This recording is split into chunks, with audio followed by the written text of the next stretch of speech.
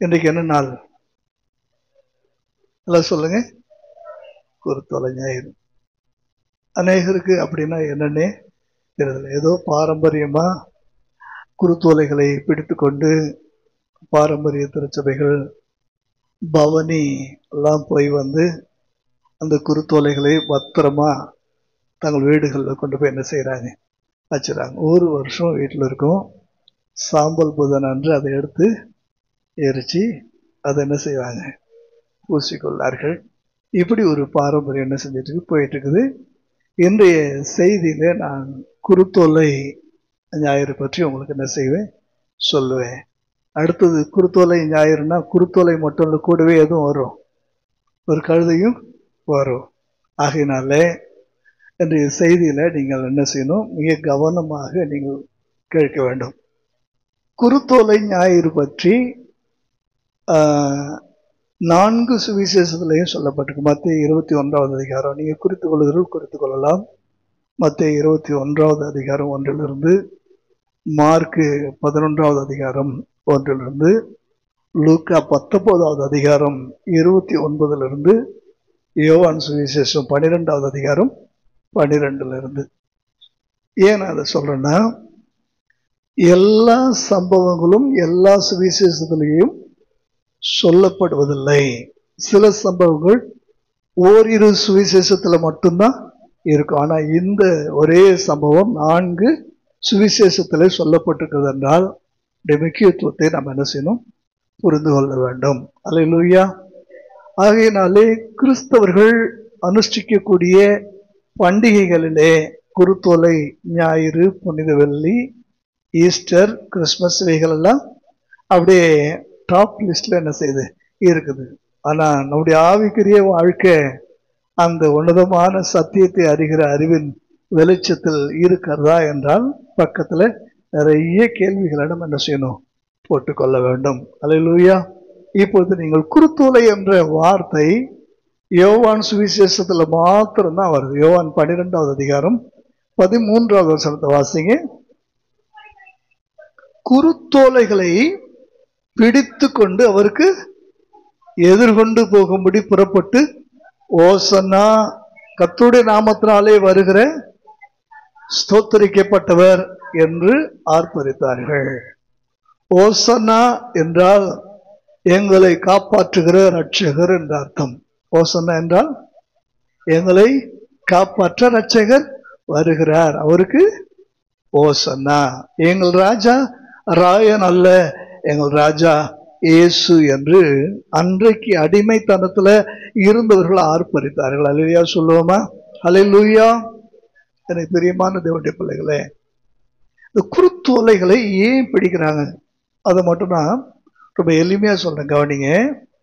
இஸ்ரவேல் ஜனங்கள் தங்கள் உச்சக்கட்ட சந்தோஷத்தை அவர்கள் தேவனுக்கும் மனிதனுக்கும் காண்பிப்பதற்காக பச்சையான அந்த மரக்கிளைகளை, குருத்தோலைகளை என்ன செய்வாங்க, அப்படியே உயர்த்தி பிடித்து தங்களுடைய சந்தோஷத்தை என்ன செய்வாங்க. நீங்க இன்னைக்கு கிரிக்கெட்ல எல்லாம் அந்த பாத்தீங்கன்னா IPL 2 பேர் கையில ஜிகு ஜிகுன்னு வச்சுட்டு ஆடுறாங்கல்ல, அந்த மாதிரி அதுக்கு பதிலாக எதை வச்சுட்டு ஆடுவாங்க, ஒரு 6, ஒரு 4, ஒரு அவுட், இந்த விக்கெட், இந்த மாதிரிலாம் சமயத்துல அந்த மாதிரி கர்த்தர் கொடுக்கிற ஆசீர்வாதங்களை பெற்றுக்கொண்ட யூதர்கள் தங்கள் மகிழ்ச்சியை வெளி உலகத்துக்கு காண்பிக்கும் பொருட்டாக அந்த பச்சையான ஓலைகள் என்ன செய்வாங்க, அது ஏதோ ஒரு நாளிலே நடைபெறுவதில்லை. ஒவ்வொரு முறையும் தேவன் தங்களுக்கு கொடுத்த ஆசீர்வாதங்களை நினைவு கூறும் போதெல்லாம் அதை என்ன செய்வாங்க, செய்வார்கள். ஏன் அப்படி செய்யறாங்கன்னு தெரியுமா உங்களுக்கு? தேவன் இஸ்ரவேல் ஜனங்களுக்கு வனாந்தரத்தை வாக்கு பண்ணினார். எதை வாக்கு பண்ணாரு? வனாந்தரத்தை வாக்கு பண்ணார். ஆபிரகாமுக்கு ஆண்டவர் சொன்னார், உன் சந்ததி கடற்கரை மணலை போலவும் வானத்து நட்சத்திரங்களை போலவும் இருக்கும் என்று சொன்னார். அவர் சொன்னபோது ஆபிரகாமால அதை என்ன செய்ய முடியல, நம்ப முடியாத அளவுக்கு. என்ன, அவ்வளவும் வனாந்தரம், அவ்வளவும் வனாந்தரம், அவ்வளவும் வறட்சி. ஆனா இன்றைக்கு நீங்க இஸ்ரவேல் தேசத்தை பார்க்கும்போது ஆபிரகாம் நினைத்திராத, கற்பனையில் ஆபிரகாமுக்கு தோன்றிராத அத்தனை ஆசீர்வாதங்களும் எங்க இருக்குது? அங்க இஸ்ரவேல் தேசத்துல இருக்குது. தேவன் வனாந்தரத்தை வாக்கு பண்ணினார். அந்த வாக்கு தத்தம் பண்ணப்பட்டதான வனாந்தரத்தை பார்த்து யூதர்கள், எபிரேயர்கள், இஸ்ரவேலர்கள் என்ன செஞ்சாங்க? முறுமுறுத்தார்கள். அவங்க இருதயத்துல வனாந்தரத்தை பார்த்து அவங்க என்ன செஞ்சாங்க? மனதளவுல வறட்சி, வறுமை, தரித்திரம், பாடுகள், இவைகளெல்லாம் அவங்க என்ன செஞ்சாங்க? மனதார அதை தான் அவங்க கண்ணு என்ன செஞ்சது? பார்த்துச்சு. இப்ப என்னோடு கூட ஏசாயா 43வது அதிகாரம் எடுத்துக்கொள்ளுங்க. ஏசாயா 43வது அதிகாரம் 18 முதல் 22 வரைக்கும் ஒருத்தர் வாசிங்க சத்தமா.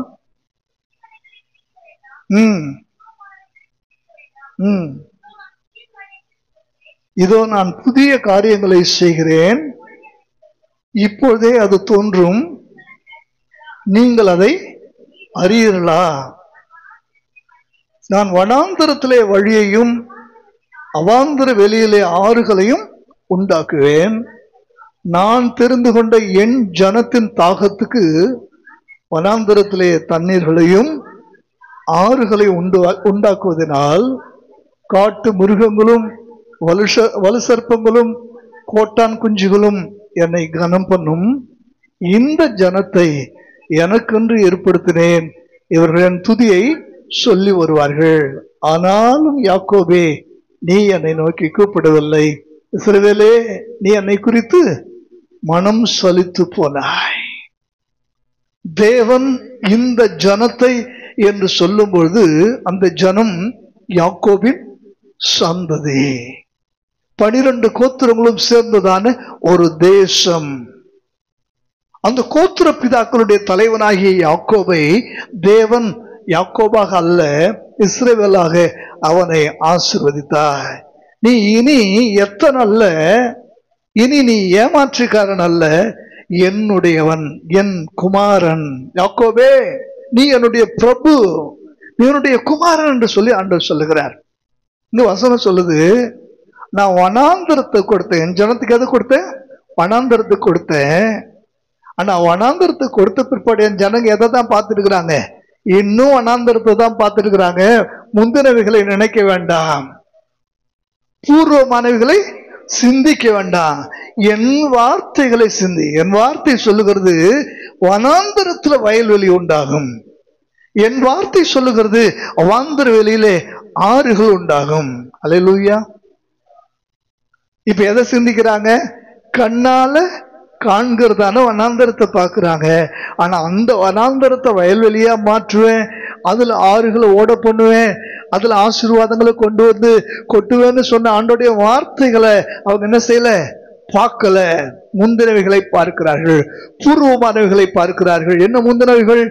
ஆதியிலே தேவன் வானத்தையும் பூமியையும் சிருஷித்தார், பூமியானது ஒழுங்கின்மையும் வெறுமையுமா இருந்தது, ஆழத்திலே இருள் இருந்தது, காலொன்று வெட்டாந்தர கூட இல்லை. அது முந்தினவைகள், பூர்வமானவைகள். ஆனா தேவனுடைய வார்த்தையினாலே வெளிச்சம் வந்தது. அந்த வெளிச்சத்திலே தேவன் என்று நீங்கள் காணக்கூடாத அனைத்தையும் அவர் சிருஷித்தார். ஒரு ஏதேன் தோட்டம் வந்ததே இந்த உலகத்துல. கரங்களை தட்டி கர்த்தரை மகிமைப்படுத்துவோமா? நீ எதை பார்த்து கொண்டிருக்கிறாய்? முந்தினவைகளை பார்த்து கொண்டிருக்கிறாய், பூர்வமானவைகளை பார்த்து கொண்டிருக்கிறாய். ஆண்டவர் சொல்லுகிறார், என் வார்த்தைகளை பார். ஆதியிலே வார்த்தை இருந்தது, அந்த வார்த்தையை நீ பார், அந்த வார்த்தையை நீ உச்சரி. அந்த வார்த்தை உச்சரிக்கப்பட்டது, வெளிச்சம் உண்டானது. அந்த வார்த்தை உச்சரிக்கப்பட்டது, விருட்சங்கள் உண்டானது, விதைகள் உண்டானது. அந்த வார்த்தை உச்சரிக்கப்பட்டது, ஜீவராசிகள் உண்டானது. ஆதாமும் ஏவாளும் உண்டானார்கள். அவர்கள் வசிப்பதற்கு அழகான ஒரு ஏதேன் தோட்டம் உண்டாயிற்று. அல்லேலூயா. எதை பார்க்கிற? நீ பூர்வமானதையே சிந்திச்சு யாக்கோபே, நீ என்ன நோக்கி கூப்பிடல, நீ மனம் சலித்து போனாய், மனம் சலித்து போனாய். என்ன இது? வனாந்திரம், கண்ணை திறந்தா வெட்ட வலி, வெட்டாந்தர. வனாந்தரத்துல பகல் வெயில் பயங்கரமா இருக்கும், இரவு குளிரும் பயங்கரமா இருக்கும். எதுக்கு எடுத்தாலும் ஒரு எக்ஸ்ட்ரீம், ஒரு எக்ஸ்ட்ரீம். ஏன் ஆண்டவரே சோதனைனாலும் என்ன ரொம்ப சோதிக்கிறீங்க? ஏன் என்ன இப்படி பாடா படுத்துறீங்க? யாக்கோபே, நீ மனம் சலித்து போயிருக்கிறாய், மனம் சலித்து போயிருக்கிறாய். நீ இன்னும் அனாந்தரத்தை தான் காண்கிற. அந்த வனாந்தரத்துல உனக்காக நான் வைத்திருக்கிற வயல்வெளியை நீ என்ன செய்யல, பார்க்கலையே. எல்லாரும் வெட்டாந்தரைய பார்த்தாங்க, எல்லாரும் பஞ்சத்தை பார்த்தாங்க. ஆனா ஈசாக்கு மட்டும்தான் அந்த பஞ்ச காலத்துல தேவனுடைய வார்த்தையை பார்த்தான். அல்லேலூயா. அந்த வனாந்தரத்துல அவனுக்காக ஆண்டவர் வைத்திருக்கிற வயல்வெளியை மாத்திரம் இல்ல, 100 மடங்கு விளைச்சல ஆசீர்வாதத்தை ஈசாக்குடைய கண்கள் மட்டும்தான் கண்டது. ஏனென்றால் அவன் வனாந்தரத்தை பார்க்கவில்லை, அதிலே வயல்வெளிகளை உண்டாக்குகிற கர்த்தருடைய வார்த்தையின் சத்தத்தை பார்த்தார். கரங்களை தட்டி கர்த்தரை மகிமைப்படுத்துவோமா? எனக்கு பிரியமான தேவனுடைய பிள்ளைகளே, நீ திரும்பி பார்க்கும்போது உன்னுடைய வாழ்க்கை இன்னைக்கு வனாந்தரத்தை போல இருக்கலாம், ஒண்ணுமே இல்லாத சூழ்நிலையா இருக்கலாம். கடந்த காலம் ஒண்ணு நிறைவான வாழ்க்கை இல்ல, நிகழ்காலம் ஒண்ணு பெரிய வருமானமோ ஒரு பெரிய சேமிப்போ இல்ல, எதிர்காலம் தைரியமா உட்காந்து சாப்பிடலான்ற அளவுக்கு ஒண்ணு பெரிய பேங்க்ல பேலன்ஸோ ஒரு எதிர்கால நம்பிக்கையோ நமக்கு ஒண்ணுமே இல்லைல்ல. மனம் சலிச்சு போகுதில்ல. ஆண்டவர் சொல்றாரு, வனாந்தரத்தை பார்க்காத, இப்ப இருக்கிறவனுடைய சூழ்நிலையை பார்க்காத, இவருடைய வார்த்தையை நீ கேளு. இன்னும் 24 மணி நேரத்துல உன் பொருளாதாரம் தலைகீழாக மாறி போய்விடும். அல்லேலூயா. வனாந்தரத்தை போல இஸ்ரவேல் தேசத்தினுடைய சூழ்நிலை மாறி போயிற்று. புறாக்களுக்கு போடுகிற கார்படி பயிறு 5 வெள்ளிக்காசு, சும்மா சாதாரண தூக்கி போடக்கூடிய ஒரு கழுதை தலைவனுடைய விலை 80 வெள்ளிக்காசு. பஞ்சத்தினுடைய உச்சம். தாய் தன் பிள்ளையை சமைத்து சாப்பிடுகிற அளவுக்கு கொடூரமான வனாந்தரமாக மாறி போய்விட்ட அந்த சூழ்நிலையில தேவனுடைய வார்த்தை வருகிறது. நாளை இந்நேரத்துல ஒரு மரக்கால் கோதுமை 1 சேக்கலுக்கும், ஒரு மரக்கால் வார்கோதுமைமா 1 சேக்கலுக்கும் விற்கப்படும். அல்லேலூயா. தேவனுடைய வார்த்தையை கேட்டு நம்பி நம்ம அதுல சாப்பிட்டா இது எப்படி தேவன் வானத்திலே மதகுகளை உண்டாக்கினாலும் இது நடக்குமா என்று சொல்லி கேட்டவனுக்கு ஒரு வார்த்தை வந்தது, நீ உன் கண்களினால என்ன செய்வ, பாப்ப. ஜனக்கூட்டத்துல நசுங்கி செத்து போனான். அல்லேலூயா சொல்லுவோமா? தேவனுடைய வார்த்தையை, தேவனுடைய வார்த்தையின் சத்தத்தை, தேவனுடைய வார்த்தையின் மறைவிலே மறைந்திருக்கிறதான உனக்கான ஆசீர்வாதங்களை நீ கேட்டு பெற்றுக்கொள்ள, சுதந்திரித்துக் கொள்ள உன் வாய்களை திறந்து அறிக்கை செய்து அதை விசுவாசிப்பாயானால் இப்போதே அது உன் வாழ்க்கையிலே வந்து பலிக்கும். கரங்களை தட்டி கர்த்தரை மகிமைப்படுத்துவோமா? எஸ். யாக்கோபே, வனாந்தரத்துல நீ விதைத்த உன் விதைகளுக்கு முளைகளை உண்டு பண்ணினவர் நான் அல்லவா? வனாந்தரத்துல உன் விருட்சங்களின் வேர்களுக்கு தண்ணீரை தந்தவர் நான் அல்லவா? உன் விருட்சங்களின் கிளைகளுக்கு பசுமையான இலைகளை தந்தவர் நான் அல்லவா? வெட்டப்பட்ட உன் அடிமரத்தின் வேர்களுக்கு கூட துளிர்களை கொடுத்தவர் நான் அல்லவா? கரங்களை தட்டி கர்த்தரை மகிமைப்படுத்துவோமா?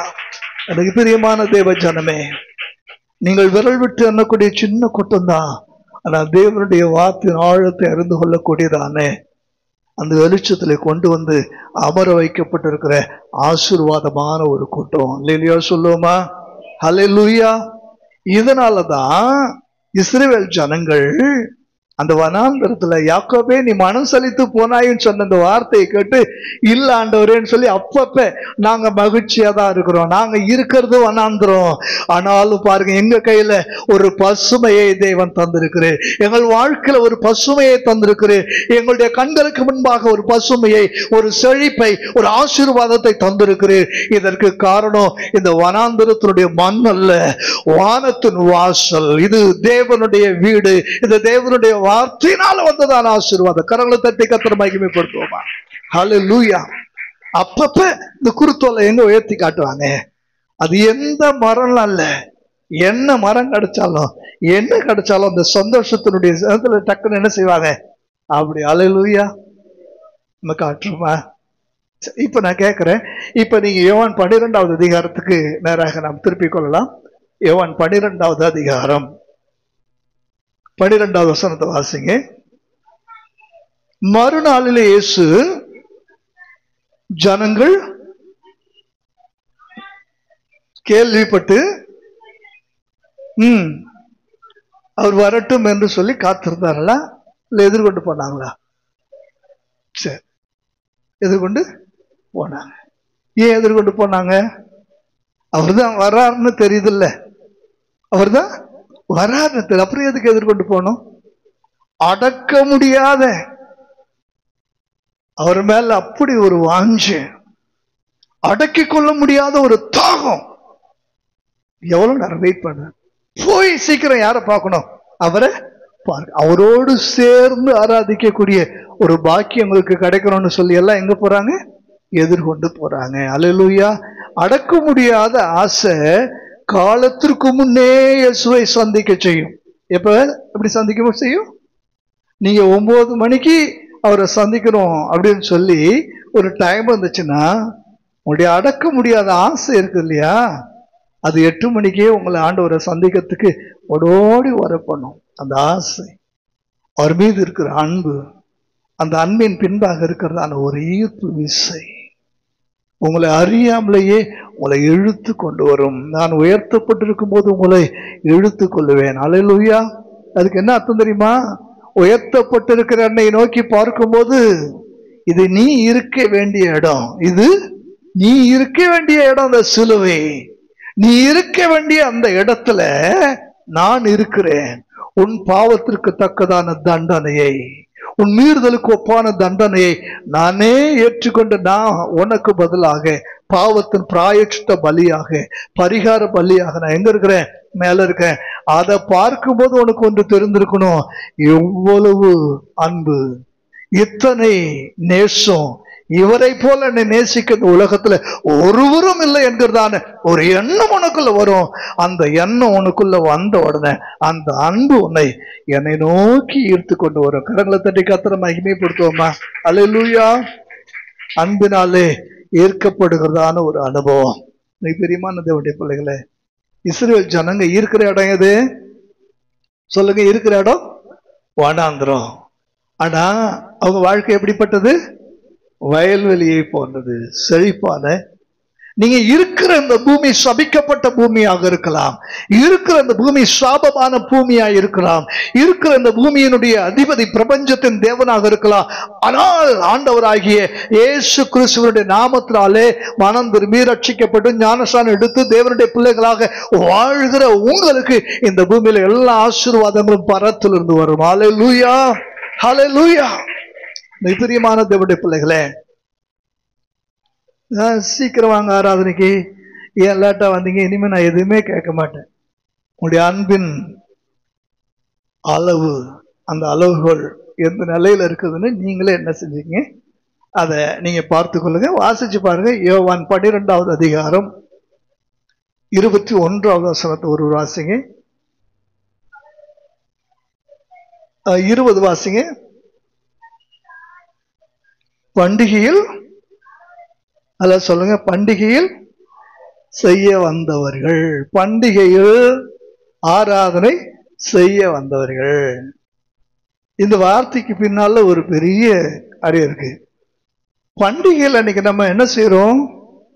நான் சூப்பரா ஒரு ட்ரெஸ் பண்ணியிருக்கிறேன், என் ஃப்ரெண்ட்ஸுங்க என்ன மாதிரி ட்ரெஸ் பண்ணியிருக்கிறாங்கன்னு சொல்லி பார்க்கறதுக்காக வர்றவங்க, விருந்துக்காக வருகிறவர்கள், பண்டிகைகளை அலங்காரத்திற்காக, ஆடம்பரத்துக்காக, பண்டிகைகளை அந்த மகிழ்ச்சியின் கொண்டாட்டத்துக்காக, ஒருவரை ஒரு பார்த்து விஷ் பண்ணி வாழ்த்து சொல்றதுக்காக வருகிறோமே வழியே, பண்டிகை நாட்கள்ல உண்மையாக ஆண்டவரை ஆராதனை செய்ய எத்தனை பேர் நம்ம வரோம்? அல்லேலூயா. இந்த குருத்தோலை ஞாயிறு ஆண்டவர் சொல்றதுதான். ஏதோ நீ குருத்தோலை அப்படியே உயர்த்தி அப்படியே பிடிச்சு நீ பாரம்பரியமா ஊர்வலம் பவனி எல்லாம் போயிட்டு வர்றது ஆராதனை அல்ல. உயர்த்தப்பட்ட குருத்தோலைகள் அல்ல. நாங்க இயேசுவை பார்க்க போறோம். அவர் வராருன்னு சொல்லி நாங்க என்ன செஞ்சிட்டோம்? கேள்விப்பட்டோம். அவருக்கு எதிர்கொண்டு போறோம். ஓசன்னா, ஓசன்னா, உன்னதத்திலிருந்து வருகிறவர் ஸ்தோத்தரிக்கப்பட்டவர். அல்லேலூயா. உடைய ஓசன்னாவும் இருதயத்தின் அடித்தளத்திலிருந்து வரக்கூடிய அந்த ஸ்தோத்திரங்களும், அவரை உயர்த்தி பிடிக்கிறதான அந்த துதியும், தேவனுடைய நாமத்தின் மகிமையும் தான் இன்றைக்கு ஒரு ஆராதனையாக இருக்கிறது. அல்லேலூயா. எது உள்ளத்தின் ஆழத்திலிருந்து வருகிற துதியா, கரத்தில் உயர்த்தி பிடித்திருக்கிறதான குருத்தோலைகளா? எது உங்களுக்கு முக்கியம்? எது முக்கியம்? அல்லேலூயா. உள்ளத்தினுடைய வெளிப்பாடு கரத்தின் குருத்தோலைகளாய் இருந்தால் அது சந்தோஷம். உள்ளத்துல ஒன்றும் இல்லாதபடிக்கு வெளியில எல்லாரும் என்ன செய்யறாங்க, கூட்டத்தோடு கூட்டமா நாமும் போயிட்டு என்ன செஞ்சிருவோம், அதுவல்ல ஆராதனை. அல்லேலூயா. அதுவே சந்தோஷமா இருக்கிறீங்க. நல்லா தெரிஞ்சுங்க, ஆண்டவர் வனாந்தரத்தை கொடுத்துட்டாருலாம் நீங்க யோசிக்காதீங்க. வீட்டுக்கு போன பிற்பாடு நியாயாதிபதிகள் 1வது அதிகாரம் 13 முதல் 15 வரைக்கும் குறித்துக் கொள்ளுங்கள். நியாயாதிபதிகள் 1வது அதிகாரம் 13 முதல் 15 வரை. அதுல காலேபருடைய மகள் தன் தகப்பனிடத்தில் ஒன்றை கேட்கிறாள். தகப்பனே, எனக்கு வறட்சியான நிலத்தை தந்தீர், எனக்கு ஆசீர்வாதமான நிலத்தை வாசிச்சு பாருங்க. 14 வாசிங்க. நியாயாதிபதிகள் 1:14. புறப்படுகையில் என் தகப்பனிடத்தில் ஒரு வயல்வெளியை கேட்கணும். ஏன்னா அவர் எனக்கு எதை கொடுத்துட்டாரு, வனாந்தரத்தை கொடுத்துட்டாரு. வாசிங்க. உத்தரவு பெற்றுக்கொண்டு இறங்கினால் காலேப் அவளை நோக்கி, மகளே, உனக்கு என்ன வேண்டும் என்றான்.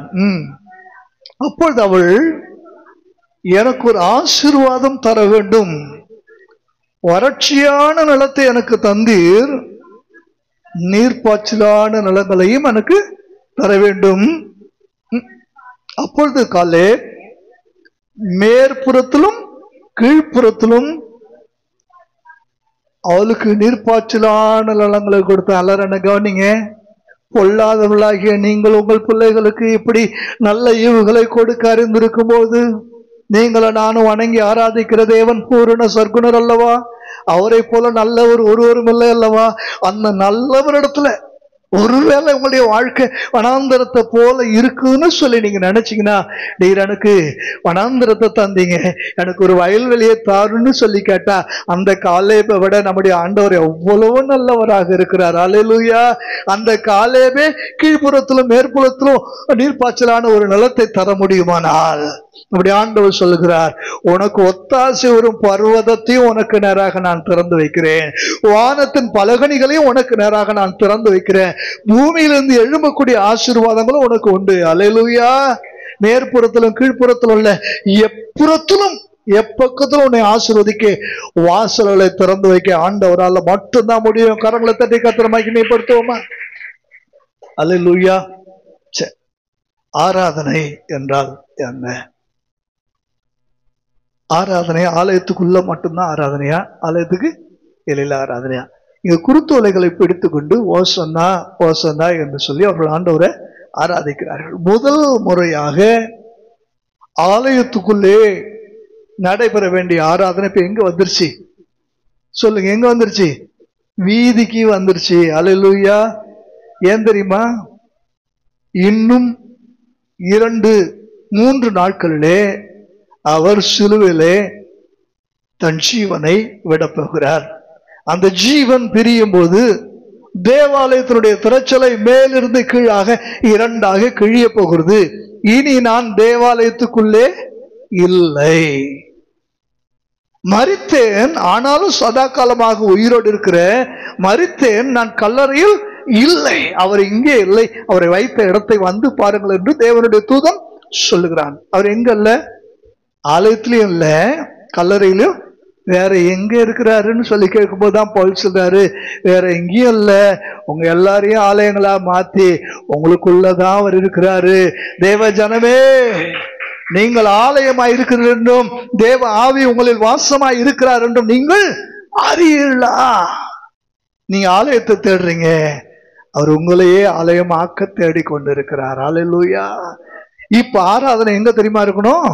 இப்ப ஆராதனை திரைச்சீலைக்குள்ளே அல்ல, ஆராதனை உங்கள் வேலை ஸ்தலங்களிலே, நீங்கள் பயணிக்கக்கூடிய பேருந்துகளிலே, நீங்கள் இருக்கக்கூடிய இடங்களிலே, நீங்கள் கலந்து கொள்ளக்கூடிய எல்லா நிகழ்வுகளிலேயும், நீங்க வாகனங்களிலே பயணிக்கும் போது கவனிச்சு பாருங்க. உண்மையா ஆண்டவரை நேசிக்கக்கூடிய தேவனுடைய பிள்ளைங்க படுக்கையில கூட அவங்களை அறியாம என்ன செய்வாங்க? ஆண்டவரை ஆராதித்து கொண்டிருப்பார்கள். வாகனங்கள் சொல்லும் போது அவங்களை அறியாமலேயே புதிய பாடல்கள் அந்த தானா பாடிட்டு இருப்பாங்க. நிறைய கர்த்தருடைய தாசர்கள் அந்த வாகனத்துல போகும்போது ஆண்டவர் கொடுக்குற அந்த பாடல்களை ஆக மறந்துடக்கூடாதுன்னு அப்படியே என்ன செய்வாங்க? பாடி பார்த்து வரிகள் எல்லாம் எழுதி கொள்வாங்க. அவங்க இருக்கிற இடமே ஒரு ஆராதனை ஸ்தலமா என்ன செஞ்சிடும், மாறிடும். நீங்க சொல்லுகிற எல்லா இடங்களிலேயும் தேவன் தம்மை ஆராதிக்க வேண்டும் என்று சொல்லி ஆராதனையை தேவன் பரவலாக மாற்றினார். என்ன வாசிச்சு பாருல, இதை யோவான் சுவிசேஷம் 4வது அதிகாரத்துல ஒரு வசனம் இருக்கு. 23வது வசனத்தை வாசிங்க. உண்மையாய் தொழுது கொள்கிறவர்கள் பிதாவை ஆவியோடு உண்மையோடு தொழுது கொள்ளும் காலம் வரும், அது இப்பொழுதே வந்திருக்கிறது.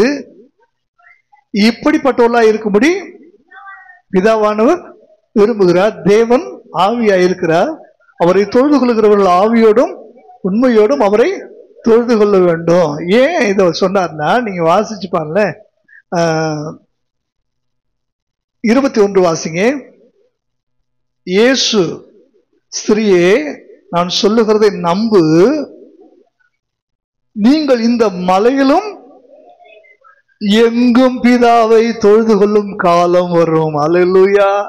நீங்கள் இந்த மலையிலும் எருசலேமில் இருக்கிற தேவாலயத்திலும் மாத்திரமல்ல, எங்கும் தொழுது கொள்ளுகிற காலம், நீங்கள் எங்கெல்லாம் இருக்கிறீர்களோ அங்கெல்லாம் தொழுது கொள்ளும் காலம் வரும் என்பதற்கு அடையாளமாகத்தான் தேவன் இந்த குருத்தோலை ஞாயிறை ஏற்பாடு செய்திருக்கிறார். அல்லேலூயா.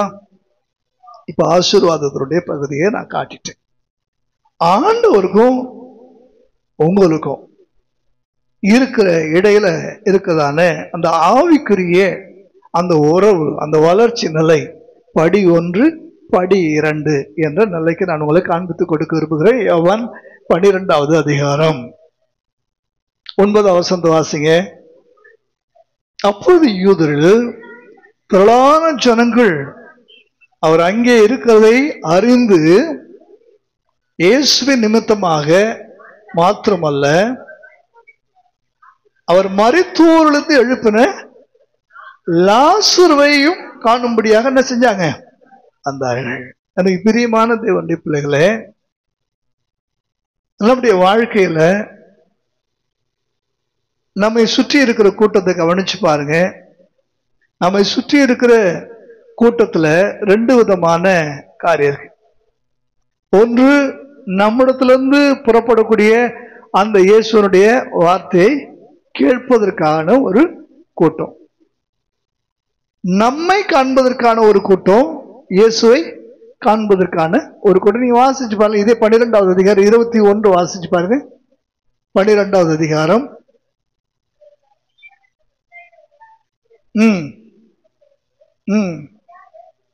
ஐயா, இயேசுவை காண விரும்புகிறோம். 2 காரியம் இருக்கு. இயேசுவை நீங்கள் காண்கிற ஒரு வாழ்க்கை, இயேசுவை நீங்கள் காண்பிக்கிற ஒரு வாழ்க்கை. இயேசுவை காண விரும்புகிற ஒரு வாழ்க்கைன்றது அது பேசிக். எல்லாருக்குமே யாரு பிடிக்கும்? இயேசுவை பிடிக்கும். அவர் நல்லவர் அப்படின்னு பிடிக்கும். சகையை கூட பாருங்களேன். வெளி உலகத்தை கெட்டவன், மோசமானவன், அவன் ஆயக்காரன், லஞ்சம் வாங்குறவங்க, லஞ்சம் ஊழல், இப்படி பயங்கரமான அரசியல்வாதி வெளி உலகத்துக்கு. ஆனா அவனுக்குள்ள ஒரு ஆசை வந்தது, இயேசுவை நான் காண விரும்புறேன், இயேசுவை காண விரும்புறேன். இயேசுவை காண வேண்டும் என்றதான அந்த விருப்பம் அவனுக்குள்ள வந்த உடனே அவனுடைய வாழ்க்கை தலைக்கீழ் என்ன செஞ்சிச்சு? மாறி போச்சு. அல்லேலூயா. இயேசுவை காண வந்திருக்கதான கர்த்தருடைய பிள்ளைகளே, நம்முடைய வாழ்க்கை மாறும். ஆனா இயேசுவை காண்பிக்கக்கூடிய ஒரு வாழ்க்கை இருக்கு. லாசர் இயேசுவை காண்பிக்கக்கூடிய ஒரு வாழ்க்கை வாழ்ந்தான். அவன் வாழ்க்கையில இயேசு செய்ததான அந்த அற்புதத்தை எல்லா பக்கமும் அறிவித்தான். இப்ப அவன் இறந்து போனதை பார்த்தவங்க அவன் உயிரோட இருக்கிறத பாக்குறாங்க. அதாவது நம்முடைய கடந்த கால வாழ்க்கையை பார்த்தவர்கள் நம்முடைய நிகழ்கால நிஜ வாழ்க்கையை பார்க்கிறாங்க. கடந்த கால வாழ்க்கையில உலகத்திற்காகவும் உலகத்தில் உள்ளவைகளுக்காக வாழ்ந்தோம். இப்போது இயேசுக்காக, இயேசுடைய அன்புக்காக வாழக்கூடிய ஒரு வாழ்க்கை. கடந்த காலத்துல இயேசுவை பார்க்க நாம் விரும்பணும். ஆனா இன்றைக்கு நம்முடைய வாழ்க்கையில இயேசுவை பார்த்த நாம் மற்றவர்களுக்கு இயேசுவை காண்பிக்க விரும்புகிறோமா? லாசரு நிமித்தம் ஒரு கூட்டம் என்ன செஞ்சாங்க? வந்தாங்க. யாரை பார்க்கறதுக்காக? லாசரு பார்க்க. ஏன்னா என்னை கண்டவன் பிதாவை கண்டான் என்று இயேசு சொன்ன போது அவர் வாழ்ந்த வாழ்க்கை அப்படி. என்னை கண்டவன் இயேசுவை கண்டான் என்கிற வாழ்க்கை வாழ வேண்டியது நம்முடைய வாழ்க்கையுடைய ஜீவியம். பவுல் சொல்லுகிறார் ரோமர் 11 நீங்க வாசிக்க வேண்டாம், நான் கிறிஸ்துவை பின்பற்றுவது போல நீங்கள் என்னை பின்பற்றுகிறாருங்க. நான் கிறிஸ்துவை பின்பற்றுகிறது போல. நீங்க வாசிச்சு பாருங்க அந்த வசனத்தை.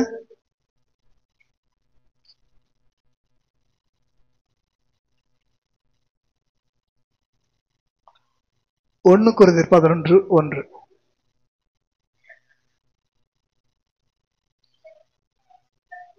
நீங்கள் கிறிஸ்துவை பின்பற்றுகிறது போல என்னை பின்பற்றுவதில்லை. ஆமா, இது எப்படி சொன்னா, நான் கிறிஸ்துவை பின்பற்றுகிறது போல நீங்க யாரை பின்பற்றுங்க? என்னை பின்பற்றுங்க. இப்படி ஒரு வாழ்க்கை. அல்லேலூயா. என்னை கண்டவன் கிறிஸ்துவை கண்டான். என் மூலமாக கிறிஸ்துவை கண்டவர்கள் தான் இப்பொழுது என்னை கிறிஸ்தவன் என்று சொல்லி அழைக்கிறார்கள். என் பெயரை கேட்டதுனாலோ, நான் ஆலயத்துக்கு போறதுனாலயோ, கையில பைபிள் வச்சிருக்கிறதுனாலயோ அல்ல, என் ஜீவியத்தை பார்த்ததுனால கிறிஸ்துவை அவர்கள் பார்க்கிறார்கள். அதனாலதான் கிறிஸ்தவன் என்ன செய்யறாங்க? பேர் வைக்கிறாங்க. நீங்கள் இயேசுவை காண்கிற அந்த பேசிக், அந்த படிநிலை 1 இருக்கிறீங்களா? அல்லாவிட்டாலும் உங்களுடைய ஸ்பிரிச்சுவல் லைஃப்ல இயேசு மற்றவங்களுக்கு காண்பிக்கிற இடத்துல இருக்கிறீங்களா? இன்னொரு வசனம், நீங்க அது யோவான் 12வது அதிகாரம் எடுத்துக்கொள்ளுங்க. 12வது வசனம் வாசிங்க.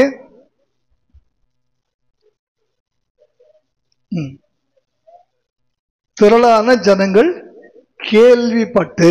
இப்பொழுது 22வது வசனத்தை வாசிங்க.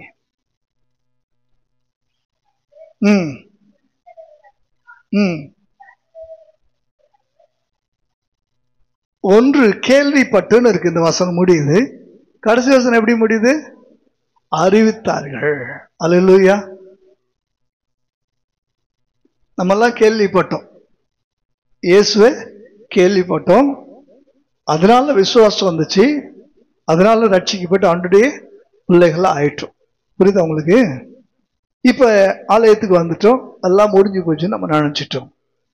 கேள்விப்பட்ட உங்கள் மேல தேவன் ஒரு பெரும் பொறுப்பை, பெரும் பாரத்தை, சுவிசேஷ தீபத்தை உங்க கையில அவர் கொடுக்க விரும்புகிறார். யாரோ ஒருவர் அறிவித்ததுனாலே தானே நீங்களும் நானும் கேள்விப்பட்டோம். கேள்விப்படாதவர்கள் இன்னும் இருக்கிறார்களே, அவர்களுக்கு ஏன் நம்ம அறிவிக்க வேண்டிய அந்த இடத்துக்கு நகரக்கூடாது? கொஞ்சம் யோசிச்சு பாருங்க. ஒருவன் எனக்கு அறிவித்தாவிட்டால் இயேசுவை பற்றி நான் அறிந்திருக்க எனக்கு வாய்ப்பு இல்லை. இயேசுவை பற்றி அறிந்து கொண்ட நான் இன்னொருவனுக்கு அறிவிக்க வேண்டும் அல்லவா? உலகத்துல பிசினஸ்ல கூட மல்டி லெவல் மார்க்கெட்டிங் சொல்லி நம்ம சேர்ந்துட்டா, ரைட்ல 10 பேர், லெப்ட்ல 10 பேர் என்ன செய்யணுமா? சேர்க்கணுமா? பிசினஸ் பண்றவனுக்கு இருக்கிற அறிவு கூட ஆண்டவருடைய பிள்ளைகளுக்கு அந்த ஆத்தும ஆதாயத்துல இருக்கக்கூடியதான அந்த பாரம், அழிந்து போகிற ஆத்துமாக்கள் மீது இருக்கிறதான அந்த பாசம் இன்னைக்கு இல்லை. அதனாலதான் நான் பெற்ற இன்பம் வையகம் பெருக என்கிற எண்ணம் இல்லாதபடிக்கு நம்மிலே அதை மூடி மறைத்துக் கொள்கிறோம். வாசித்து பாருங்க, ரோமர் 10வது அதிகாரம். ரோமர் 10வது அதிகாரம் 13 வாசிங்க. ஆதலால் கர்த்தருடைய நாமத்தை தொழுது கொள்கிற எவனும் ரட்சிக்கப்படுவான். விசுவாசியாதவன் எப்படி தொழுது கொள்ளுவான்? கேள்விப்படாதவன் எப்படி விசுவாசிப்பான்? பிரசங்கிக்கிறவன் இல்லாவிட்டால் எப்படி கேள்விப்படுவான்? அனுப்பப்படாவிட்டால் எப்படி பிரசங்கிப்பான்? நற்காரியங்களை சுவிசேஷமாய் அறிவிக்கிறவருடைய பாதங்கள் எவ்வளவு அழகா இருக்கு. நல்லா கவனிங்க. கேள்விப்படுறதுக்கு என்ன வேணும் சொல்லுங்க? கால்கள் வேணும். நான் கேள்விப்பட்டதை போய் ஒருத்தவங்கிட்ட சொல்றதுக்கு எனக்கு என்ன வேணும்? கால்கள் வேணும். அல்லேலூயா. ஆண்டவர் அவரை பற்றி நீங்கள் ஒருவருக்கு அறிவிக்க நடந்து போகும்போது, அவருக்காக ஒரு ஸ்டெப் நீங்க எடுத்து வைக்கும் போது உங்கள் பாதங்களை பார்க்க ஆரம்பிக்கிறார். அவருடைய பார்வை உங்கள் கால்களை அந்த அடிப்பாதங்களை பார்த்து எவ்வளவு அழகுன்னு சொல்லுது. அல்லேலூயா சொல்லுவோமா? அல்லேலூயா. அழகு என்பது முகத்தில் உள்ள உச்சி முதல் உள்ளங்கால் வரைக்கும் அவனில் பழுதொன்றும் இல்லாதிருந்தது என்று சொல்லுகிறோம். இன்னைக்கு உச்சியை பார்த்து ஆகா ஹேர் ஸ்டைல் எவ்வளவு அழகா இருக்குன்னு சொல்றோம். ஆனா பாதத்தை பார்த்து யாராவது பாதத்தை பார்க்கிற வாய்ப்பு கிடைக்குதா? அப்படி யாரும் பாதத்தெல்லாம் பார்த்து சின்ன குழந்தைங்க வேணா அப்படியே பத்தக்கா நடந்து வருவோம். அந்த பாதங்களை பார்க்கும்போது அப்படியே பஞ்சு போல இருக்கும். அப்படியே நம்ம என்ன செய்வோம் அந்த பாதங்களை. ஆனா இன்னைக்கு பாதங்களை பார்க்கக்கூடியதானே அந்த கண்கள் இல்லை. அந்த பாதங்களை, உங்க பாதங்களை பார்த்து அழகா இருக்குன்னு சொல்லக்கூடிய ஒரு ஆண்டவர் இருக்கிறார் என்றால் அவர் மேல வைத்ததான அந்த அன்பை, அவரை அறிந்து கொண்டதான அந்த சத்தியத்தினுடைய வெளிச்சத்தை அடுத்தவங்களுக்கு நீ போய் சொல்ல உன் மனதை திருப்புவாயானால் அங்கே உன் பாதங்களை பார்த்து கர்த்தர் அழகாய் இருக்குது என்று சொல்லுவார். அல்லேலூயா சொல்லுவோமா? ஆகினாலே நான் காண்கிறவனாய் இருந்தேன், இயேசுவை காண்பிக்கிறவனாக மாறினேன். நான் கேள்விப்பட்டேன், அது உண்மை, அதனால எனக்கு ரட்சிப்பு கிடைத்தது. இப்பொழுது அந்த சத்தியத்தை, அந்த சுவிசேஷத்தை அடுத்தவங்களுக்கு நான் என்ன செய்றேன்? கேள்விப்பட்டேன், அறிவிக்கிறேன். சரி, இப்ப நீங்க 12வது அதிகாரம் யோவான் சுவிசேஷத்துல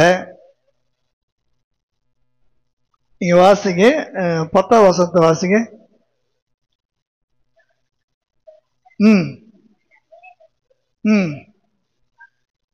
இயேசுவிடத்துல இவ கவனிங்க, நான் விசுவாசி ஆயிட்டேன்றது ஒரு நல்ல அனுபவம். அது எது தப்பும் இல்லை. ஆனா என் நிமித்தம் அநேகர் ஆண்டவர் மேல விசுவாசம் வைப்பதற்கு நான் காரணமாயிட்டேன்னு சொல்லக்கூடிய அனுபவம் நமக்கு இருந்துச்சுன்னா அது எவ்வளவு பெரிய அனுபவம் தெரியுமா? அது நான் விசுவாசியா இருக்கிறது நல்ல அனுபவம். ஆனா என் நிமித்தம் அநேகர் ஆண்டவர் விசுவாசிப்பதற்கு நான் காரணமாயிருப்பது எவ்வளவு பெரிய ஆசீர்வாதம். அல்லேலூயா. நான் காரணமா இருக்கிறேனா? இல்லையே. நான் விசுவாசிக்கிறேன், ஓகே. அனைவருடைய விசுவாசத்துக்கு ஆண்டவர் அன்னை காரணமாக மாற்ற விரும்புகிறார். அல்லேலூயா. இன்னொரு வசனத்தை கூட நீங்க அதே 12வது அதிகாரத்துல 11ஆம் வசனத்தை வாசிங்க.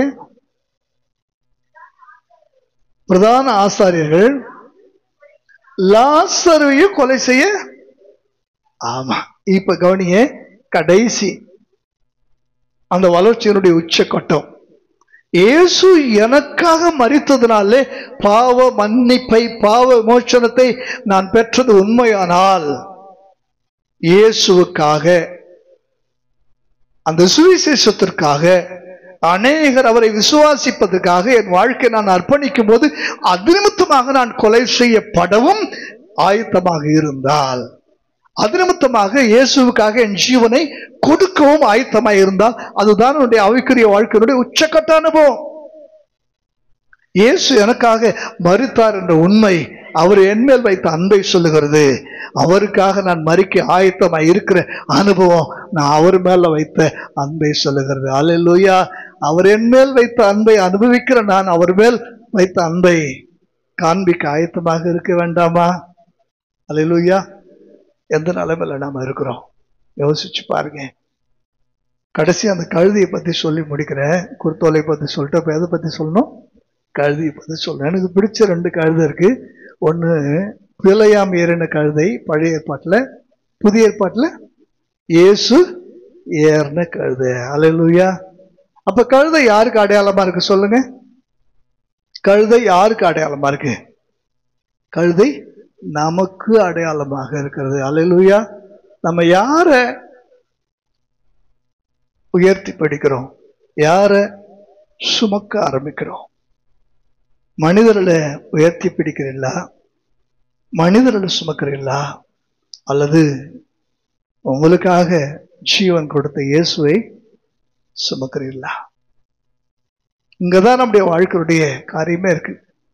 மனிதர்களை சுமந்து சுமந்து சுமந்து கழுத விரக்தி அடைஞ்சு கடைசியில பேசவே ஆரம்பிச்சிச்சு. இத்தனை காலத்தில் நீங்க என்னை கையாண்டு இருக்கிறீங்களே, என்னைக்காவது ஒரு நாள் நான் இப்படி செய்தது உண்டா?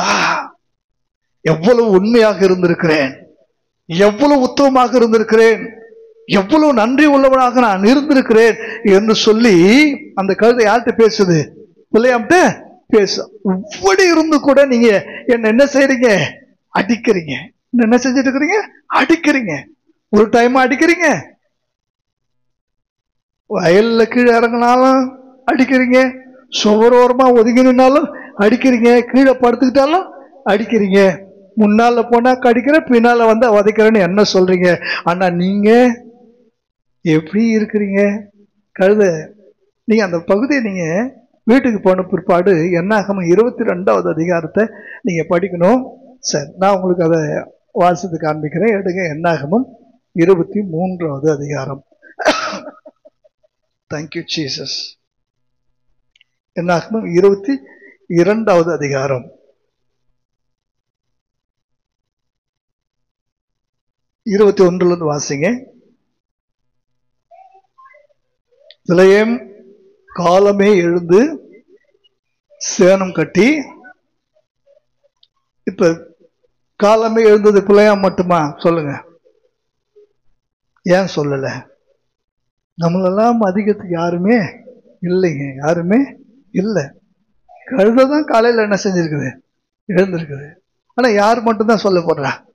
என்னதான் கடைசி வரைக்கும் நீங்க என்ன செஞ்சாலும் நீங்க செஞ்ச எதையுமே கன்சிடர் பண்றதுக்கு சொல்றதுக்கு யாருமே இல்ல. அல்லேலூயா. பிலேயாம் காலையில எழுந்து தன் கழுதை மேல் சேணம் கட்டி கூட போனான். தேவனுக்கு கோபம் உண்டது. வழியிலே அவனுக்கு எதிராளியாக நின்றார்.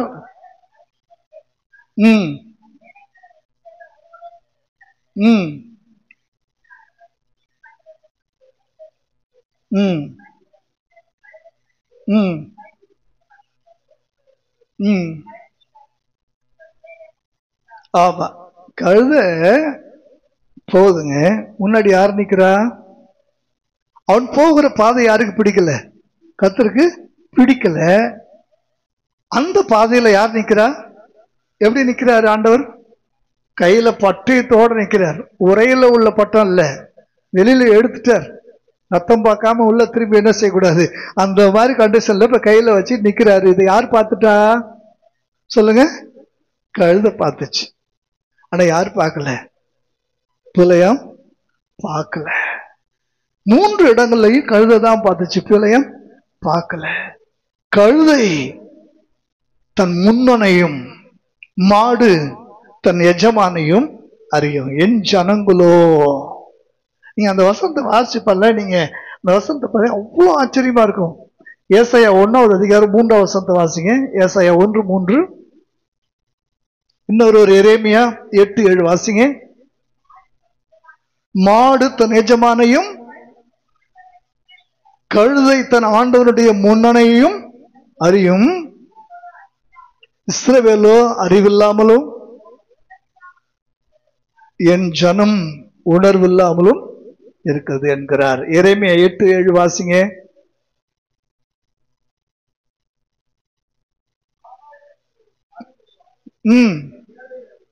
நாரை முதலாய் தன் வேலையை அறியும்.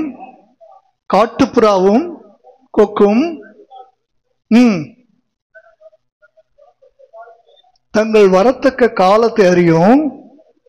என் ஜனங்களோ கர்த்தரின் நியாயத்தை அறியார்கள். காட்டுப்புறா, கோழி, கொக்கு, காடை, கௌதாரி இருக்கிற எல்லா ஜீவராசிக்கும் ஆண்டவர் நல்லா தெரியுது. யாருக்கு தெரியல? மனுஷனுக்கு. யாருக்கு தெரியணும்? யாருக்கு தெரியுமோ அவனுக்கு தெரியல. காரணம் என்ன தெரியுமா? பிரபஞ்சத்தின் தேவனானவன் அவர்கள் கண்களை குருடாக்கிட்டான். அவங்க போற பாதை சரியில்லைன்னு அவனுக்கு தெரியல. அவங்க செய்யக்கூடிய காரியம் நல்லதா கெட்டதான்னு அவங்களுக்கு தெரியல. அந்த வழியில தேவன் குறுக்க நிக்கிறது அவங்க என்ன செய்யல, பார்க்கல. நெடுக போய் தண்டிக்கப்படுகிறார்கள். தூதன் சொல்றாரு, என்ன சொல்றாரு?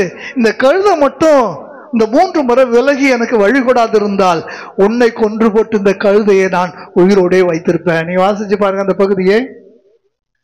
33 வசனத்தை வாசிங்க. கழுதை என்னை கண்டு இந்த 3 தரம் எனக்கு விலகிற்று. எனக்கு விலகாமல் இருந்ததனால் உன்னை கொன்று போட்டு கழுதையை உயிரோடே வைப்பேன். ஹல்லேலூயா. சரி, கவனிங்க. இந்த கழுதைய பற்றி மேன்மையா யார் பார்க்கிறா? தூதனானவர் ஆண்டவராய் இயேசு கிறிஸ்து.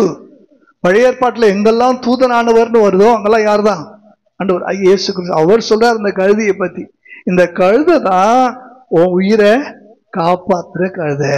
இப்ப நீ உயிரோட இருக்கிறதுக்கு காரணம் இந்த கழுதை தான். நீ என்ன சொல்ற? இந்த கழுதைக்கு தெரியுமா கற்பூர வாசனை. உன் சுவாசமே இந்த கழுதையினாலதான் கிடைச்சிருக்குது. கரங்களை தட்டி கர்த்தரை மகிமைப்படுத்துவோமா? ஹல்லேலூயா. ஒரு முறை வழியில நிக்கிறாருங்க, ஒரு விசாலமான பாதை. கழுதை எங்க இறங்கிடுச்சு? வயல்ல இறங்கிடுச்சு. வயல்ல இறங்கின உடனே மீண்டும் அதை மேல ரோட்டுக்கு ஏற்றத்துக்கு நம்மளால என்ன செய்யறாரு? தாரு குச்சி வச்சு குத்துறாரு, அடிக்கிறாரு. எவ்வளவு வருத்தம். இப்ப இது யோசிக்குது, ஐயோ நான் என்னத்த சொல்ல? முன்னால தேவதூதன் நிக்கிறாரு, உருவன பட்டயத்தோட நிக்கிறாரு, கோபத்தோட நிக்கிறாரு. நான் இதை எப்படி எஜமானுக்கு சொல்றது? வேண்டாம், எனக்கு சொல்ல தெரியல. நான் ஒதுங்கி எப்படி ஆகல? தன் ஜீவனை காப்பாற்றல, தன் எஜமானுடைய ஜீவனை காப்பாற்றுவதற்காக. இப்ப தூதனும் என்ன செஞ்சிட்டாரு? விலகி போயிட்டாரு. கொஞ்ச தூரம் போன பிற்பாடு இப்ப ஒரு குறுகலான ஒரு இடத்துல வந்து நிக்கிறார். ஒரு குறுகலான பாதை, ரெண்டு பக்கமும் சுவர் இருக்குது. இப்ப முன்னாடி யார் நிக்கிறா? இப்ப இது வயல்ல இறங்கறதுக்கு என்ன இல்ல, வழி இல்ல, நிக்கிறதுக்கும் வழி இல்ல. என்ன செய்யறான்? குத்துறான், அடிக்கிறான். என்ன பண்றது? ஒதுங்கி இப்ப எங்க நிறுத்துது? சைட்ல சுவர்ல போட்டு அப்படியே இப்ப தொடலாம் இருக்கு. என்ன ஆகுது? சிராய்ப்பாது. இந்த பாவி அங்க பாரு, அங்க முன்னாடி நிக்கிறாரு, அங்க பாரு, இங்க பாருன்னு என்னதான் இவனை போட்டு தேய்ச்சாலும் சொரிஞ்சாலும் இவனுக்கு என்ன ஆகல? சொரிஞ்சு புண்ணானாலும் ரத்தமானாலும் முன்னால இருக்கிறது ஒண்ணுமே தெரியல. இவனுக்கு கோவம் யார் மேலதான்? கழுதை மேலதான் கோவம். இப்ப கழுதை யோசிக்குது, அப்படியே உதவி நிக்குது. ஆண்டவரை பார்க்குது, ஐயோ ஆண்டவரே வேற வழி இல்லை, இவனாலதான் நான் வந்து எங்க மாட்டிட்டேன், இங்க மாட்டிட்டேன். இல்லைன்னா நான் ஒதுங்கி எங்கேயாவது என்ன செஞ்சிருவேன், ஓடிடுவேன், திரும்பியும் போக முடியாத ஒரு சூழ்நிலை ஆச்சுன்னு ஆண்டவர் தெளிவா ஆண்டவர்கிட்ட அது மன்றாடுது. ஐயோ நான் என்ன பண்ணுவேன்னு. உடனே புரிஞ்சிட்டு தூதனானவர் போயிட்டார். இப்ப வேற ஒரு இடத்துல, சரியான இடத்துல வந்து நிக்கிறார். வலதுபுறம் இடதுபுறம் எங்கேயுமே என்ன செய்ய முடியாது, திரும்பவே முடியாது. ஒரு வழி பாதை, ஒன்வே. அங்க நிக்கிறார். நின்ன உடனே இப்ப கழுதை என்ன செஞ்சிருச்சு தெரியுமா? படுத்துருச்சு. ஐயா சாமி, எப்படியாகிலும் என்ன செய்யுங்க. யாருக்காக மன்றாடுது? தன் எஜமானுக்காக என்ன செய்யுது? மன்றாடுது. இந்த கழுதையினுடைய அந்த புரிதல், இந்த கழுதையினுடைய அந்த செய்கைகள் தூதனானவருக்கு சற்று இறக்கத்தை என்ன செஞ்சிருக்கு. இன்னைக்கு உன்னை உயிரோட வச்சிருக்கன காரணம் யாருதான்? உனக்காக மன்றாடிய அந்த கழுதை, உனக்காக கெஞ்சிய அந்த கழுதை. அதனால்தான் இப்ப மூன்றாவது முறை ஆண்டவர் பார்த்தாரு, கழுதை வந்து சொல்ல நினைக்கிறத சொல்லட்டும்னு சொல்லி முறை யார் வாயை திறந்துட்டாரு? கழுதை வாயை திறந்துட்டாரு. இப்ப கழுதை கேட்குது, இத்தனை காலமாய் என்னை கையாண்டு இருக்கிறீர்களே, இத்தனை காலமாய் என்ன நீங்க வச்சு நீங்க என்ன செஞ்சிருக்கிறீங்க? வேலை வாங்கிட்டு இருக்கிறீங்களே, நான் எப்படி இருந்திருக்கிறேன், இவ்வளவு உண்மையா இருந்திருக்கிறேன், ஏன் நீங்க இப்ப இப்படி நான் செய்யறதுக்கு என்ன காரணம்னு சொல்லி உங்களுக்கு ஏன் புரியல? கண்ணை அவுஞ்சி போச்சான்னு கழுதை என்ன செய்யுது? நாசுக்கா கேக்குது. நம்மளுக்கு ரொம்ப கோபம். நீ என்ன பரியாசம் பண்ணிட்டு வர, நீ என்ன பரியாசம், பட்டையை மட்டும் எட்டுச்சுன்னா நான் உன்ன என்ன செஞ்சிருவேன்? பட்டயம் எண்ணெய் வெட்டுறதுக்கு உன் கையில இல்லாம இருக்கலாம், ஆனா ஒன்ன வெட்டுறதுக்கு பட்டயம் முன்னால ஒரு கையில இருக்கு. அல்லேலூயா சொல்லுவோமா? அல்லேலூயா. எனக்கு பிரியமான தேவனுடைய பிள்ளைகளே, உங்க வாழ்க்கையில நீங்க அனுபவிக்கக்கூடிய கஷ்டத்துக்கும், வாங்கக்கூடிய அடிகளுக்கும், கடந்து செல்லக்கூடிய பாடுகளின் பாதைகளுக்கும், நீங்க அனுபவிக்கக்கூடிய எல்லா கஷ்ட நஷ்டங்களுக்கும் பின்னால நீங்க யார உயர்த்துறீங்க, யார சுமக்குறீங்க அப்படின்றத பொறுத்துதான் இருக்கு. அல்லேலூயா. வேற வழி அல்ல. சில சமயத்துல நம்ம சிலது குடும்ப பாரத்தை சுமக்க வேண்டிய சூழ்நிலை, வேலை ஸ்தலத்துல இருக்கக்கூடிய சூழ்நிலையை சுமக்க வேண்டிய சூழ்நிலை, மற்றவங்க சொல்லக்கூடிய அவப்பெயரை விமர்சனங்களை சுமக்க வேண்டிய சூழ்நிலை. இந்த மாதிரி சூழ்நிலைகளை நீங்க என்ன செய்யுங்க? விலகி சுவர் ஓரமாக படுத்து தேவ சமூகத்தில் என்ன செய்யுங்க? மன்றாடுங்க. தேவன் உங்களை காப்பாற்ற வல்லமை உள்ளவராக இருக்கிறார். அல்லேலூயா, அல்லேலூயா. அடுத்த நீங்க யோசிச்சு பாருல, இந்த தேவதூதனுடைய அந்த காரியங்கள்லாம் முடிஞ்சு இப்ப அடுத்த டிராவல் தொடங்குது. யாரு கூட போறாரு? அதே கழுதையின் மேல இந்த பிலேயாம் என்ன செய்யறாரு? போறாரு. இப்ப போகும்போது இப்ப பிலேயாம் ஏதாவது கழுதிட்ட அடிக்க முடியுமா? பேச முடியுமா? இப்ப பிலேயாமுக்கு ஒரு பெரிய பயம். இனி தொட்டா, இனி நான் இந்த கழுதையை தொட்டா என்ன அவ்வளவுதான், எந்த நேரம் வேணாலும் தேவத்துவம் நம்மள என்ன செஞ்ச. அப்ப கழுதையின் மேல அவன் ஏறும்போது எவ்வளவு பயபக்தி. அடுத்ததெல்லாம் பாத்தீங்கன்னா ஒவ்வொரு முறையும் அந்த கழுதையின் மேல ஏறும்போது அவனுக்கு ஒண்ணு தெரியும், என் ஜீவன் வாழ்வதற்கு இந்த கழுதை காரணம், என் ஜீவன் வாழ்வதற்கு இந்த கழுதை காரணம் நல்லா தெரியும். நீங்க புதிய ஏற்பாட்டில் இயேசு சுமந்த கழுதைக்கு நான் வரேன் கவனிங்க. அந்த நாட்கள்ல வழி தப்பி போகிற, காணாமற் போகிற கழுதையோ கழுதையினுடைய குட்டியோ ஊர்ல கொண்டு வந்து என்ன செஞ்சிருவாங்க, அந்த ஊர் வாசல் அருகே அதை கட்டி வச்சிருவாங்க. கட்டி வச்ச பிற்பாடு அதை தேடுகிறவர்கள் இருக்கிறாங்க இல்லைங்களா, அவங்க அதை தேடி ஒரு நாள், 2 நாள், 3 நாள், 4 நாள், ஒரு வாரம் கழிச்சு கூட வந்து பார்க்கும்போது இது அவங்க கழுதைதான்ற அடையாளத்தை சொல்லி அவங்க என்ன செய்யணும், அழுத்துட்டு போகணும். அப்படிதான் என்ன செஞ்சிருப்பாங்க. ஆக இங்கே கட்டப்பட்டிருந்ததான இந்த கழுதையும் கழுதை குட்டியும் வழி தவறி வழி மாறி காணாமற் போன நிலையில இன்னும் அதை கண்டுபிடிக்க யாரும் வராத சூழ்நிலையிலே எல்லாரும் பாவம் செய்த தேவனுடைய மகிமையற்றவர்களாக வழி மாறி திசை மாறி தேவனை விட்டு உலகத்தினுடைய இருளான பாதைகளே வந்து சிக்கி தவித்து கொண்டிருக்கிற போது காணாமற் போன ஆடுகளாகிய நம்மை தேடி வந்த இயேசு கிறிஸ்துவை காண்பிக்க கூடியதான ஒரு அற்புதமான சத்தியத்தினுடைய வெளிச்சம் தான் இது. அல்லேலூயா. உலகம் நம்மை கட்டி வைத்திருக்கிறது, உலகம் நம்மை பிணைத்து வைத்திருக்கிறது. யோசிச்சு பாருல, அங்க கூட ஆண்டவர் போய் தாயையும் அதனோட குட்டியையும் கட்டி இருக்க காண்பேரும் 2 பேரும் எங்க கொண்டு வாங்க. ஆமா, உறவுகளுக்கு தேவன் எவ்வளோ ஒரு, அவருக்கு தேவை என்னதான் தேவை? எத்தனை கழுது மேல ஒரே நேரத்துல கால் போட்டு நீங்க உட்காருவீங்க சொல்லுங்க? ஒண்ணுதானே தேவை. ஏன் 2 கொண்டு வர சொன்னாரு? புரியுதா உங்களுக்கு? தேவன் ஏதோ குடும்பத்துல ஒருவரை மாத்திரம் தெரிந்து கொள்கிறவர்கள் என்று நினைத்து விடாதீர்கள். குடும்பத்துல தாயும் தேவை, மகனும் தேவை, தாயும் தேவை, மகளும் தேவை. இந்த உறவுகளை தேவன் நேசிக்கிறபடினால்தான். ஆகையினாலே நானும் என் வீட்டாரும் என்றால் கர்த்தரையே சேவிப்போம். கட்டவிழ்க்கப்பட்ட உங்கள் வாழ்க்கை ஆண்டவருக்கு நேரா என்ன செய்யணும், கடந்து வரணும். அங்க இயேசு சொல்றாரு சீசத்துல, யாராவது உங்களுக்கு கேட்டா ஒண்ணு சொல்லுங்க, யாருக்கு வேணும்? எனக்கு வேணும். எல்லாரும் எழுப்புவோமா? இன்றைக்கு நான் சொல்றேன், எனக்கு பிரியமான தேவனுடைய பிள்ளைகளே, எனக்கு வேண்டும். இந்த சத்தம் உங்க காதுல கேக்குதா பாருங்க. எல்லாரும் கண்ண மூடி எனக்கு வேண்டும்னு சொல்லி ஆண்டவர் கேட்கிறேன். என் மகளே, நீ எனக்கு வேண்டும். உலகம் உன்னை கட்டி வச்சிருக்கு. நீ காணாம போன ஆடுகள் போல இருக்கிற. உன்னை தேட உறவுகள் இல்லை, உன்னை நேசிக்க நட்புகள் இல்லை, உனக்காக வந்து உன்னை கட்ட விழுப்பதற்கு ஒருவரும் இல்லை. எனக்கு வேணும்னு சொல்லி உன்னை சொந்தம் கொண்டாட ஒருவரும் இல்லை. உன்னை உடைச்சிட்டாங்க சுக்குனரா, வேணான்னு உன்னை தூக்கி எரிஞ்சிட்டாங்க. உறவுகளுக்கு மத்தியில் உன்னை முற்றிலுமாகவே மறந்து விட்டார்கள். உன்னை தேடி ஒருவரும் வரவில்லை. ஆனா ஒரு சத்தம், என் ஆண்டவர் உன்னை அழைக்கிறார். மரியாளே, போதகர் உன் வந்திருக்கிறார், அவர் உன்னை அழைக்கிறார், உன்னை அழைக்கிறார். மரண இருளிலே நீ அழுது கொண்டிருக்கிறாய், மரண இருளின் பள்ளத்தாக்கிலே நீ அவிழ்ந்து கொண்டிருக்கிறாய். ஆண்டவர் வந்திருக்கிறார், உன்னை அழைக்கிறார். 2 கரங்களை கத்திருக்கிறாரா? உயர்த்துவோமா? என் ஆண்டவரே, இருளை வெளிச்சமாக மாற்றுங்கயா, என் கட்டுகளை அவிழ்த்து விடுதலையாக மாற்றுங்கப்பா. Thank you Jesus, thank you Lord, thank you Lord. நன்றியோடு உம்மை துதிக்கிறோம், நன்றியோடு நன்றியோடு நன்றியோடு உம்மை ஸ்தோத்திரிக்கிற தகப்பனே. Thank you Jesus, thank you Lord. உமக்கு மகிமை தருகிறோ, உம்மில் தான் மகிழ்ச்சி அடைகிறோ.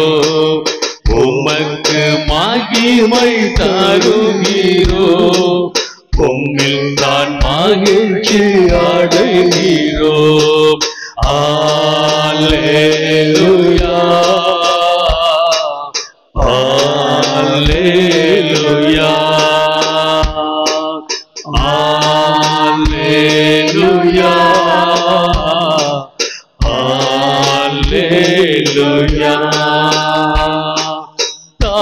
தாழ்மையில் அடிமையை நோக்கி பார்த்தீரே,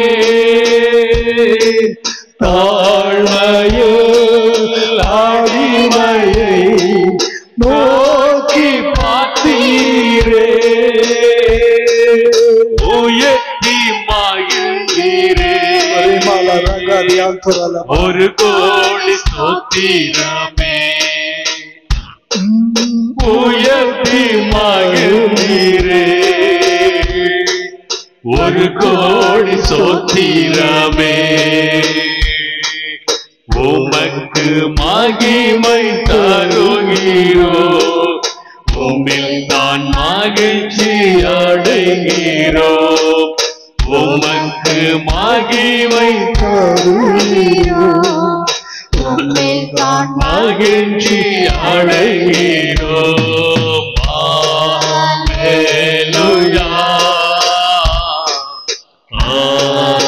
அல்லேலூயா, அல்லேலூயா, அல்லேலூயா. கண்மாலையின் வெடிப்பில் வைத்து கரத்தால் மூடுகிறீர், கண்மாலையில் வெடிப்பில் வைத்து கரத்தால் மூடுகிறீர், சொல்லி பாடுவே இதய வேதனை, என்ன சொல்லி பாடுவே என் இதய வேதனை, உமக்கு மகிமை தருகிறோம், உம்மில் தான் மகிழ்ச்சி அடைகிறோம், உமக்கு மகிமை தருகிறோம், உம்மில் தான் மகிழ்ச்சி அடைகிறோம். அல்லேலூயா, அல்லேலூயா. எனக்கு அன்பான தேவ ஜனமே, ஒரு கண்களை திறந்து வேடிக்கை பார்க்க வேண்டாம். அதிரசமான தேவன் மத்தியில இறங்கி வந்திருக்கிறார். அடர்த்தியான தேவ பிரசன்னம் அந்த ஆலயத்தை மூடி இருக்கிறது. தேவன் நம்முடைய சுவைகள் கேட்க நம்மோடு பேசி இருக்கிறார். இருப்பது வனாந்திரத்தில். கண்களை திறந்து பார், செவிகளை திறந்து தேவனுடைய வார்த்தை சொல்வதை கேள். வனாந்திரத்திலே நான் வயல்களை உண்டாக்குவேன், அவாந்திர வெளிகளிலே நான் ஆறுகளை உண்டாக்குவேன். எஸ், காட்டு பறவைகளும் கோட்டாம் குஞ்சுகளும் என்னை கனம் பண்ணும். யாக்கோபே, நீ என்னை கனம் பண்ண மறுத்து மனம் சலித்து போயிருக்கிறாய். இது வனாந்தரம், எனக்கு வறட்சி, எனக்கு போராட்டம், எனக்கு பற்றாக்குறை என்று சொல்லி உன்னுடைய நிகழ்காலத்தை பார்த்து இதுதான் நிஜம் நினைக்கிற. இல்ல, கர்த்தருடைய வார்த்தை சொல்லுகிறது, வயல்வெளியை உனக்காக வைத்திருக்கிறேன், ஆறுகளை உனக்காக வைத்திருக்கிறேன், வழிந்தோடுகிற ஆசீர்வாதங்களை உனக்காக நான் வைத்திருக்கிறேன். வனாந்திரத்துல நீ உயர்த்தி பிடிப்பதற்கான பசும் குருத்தோலைகளை உனக்காக நான் வைத்திருக்கிறேன். அவைகளை உயர்த்தி பிடித்து என் செழுமைக்கு காரணம், என் பசுமைக்கு காரணம் நீரே. ஓசன்னா ஓசன்னா என்று சொல்லி அவரை உயர்த்தி துதிப்பதற்கு ஒரு இருதயத்தை கொடுப்பாயானால் இன்றைக்கு உன் சூழலை மாற்ற ஆண்டவர் வல்லமை உள்ளவராக இருக்கிறார். அல்லேலூயா. கரங்களை தட்டி ஆண்டவருடைய வார்த்தைகளுக்காக நன்றி சொல்லுவோம். Thank you Jesus, thank you Jesus, thank you Lord. நன்றி. ஆமென். எல்லோரும் யோகித்து ஒரே குரல்ல இணைந்த இதயத்தோடு சொல்லுவோமா? என் ஆத்துமாவே கர்த்தரை ஸ்தோத்திரி, என் ஆத்துமாவே கர்த்தரை ஸ்தோத்திரி, அவர் செய்த சகல உபகாரங்களை மாறுவாங்க. நம்முடைய கர்த்தராகிய இயேசு கிறிஸ்துவினுடைய கிருபையும் பிதாவாகிய தேவனுடைய அன்பும் பரிசுத்த ஆவியாருடைய அந்யோன்ய ஐக்கியமும் இன்றைக்கு அன்றைக்கு நம் அனைவரோடு கூட இருப்பதாக. Hallelujah. Praise the Lord.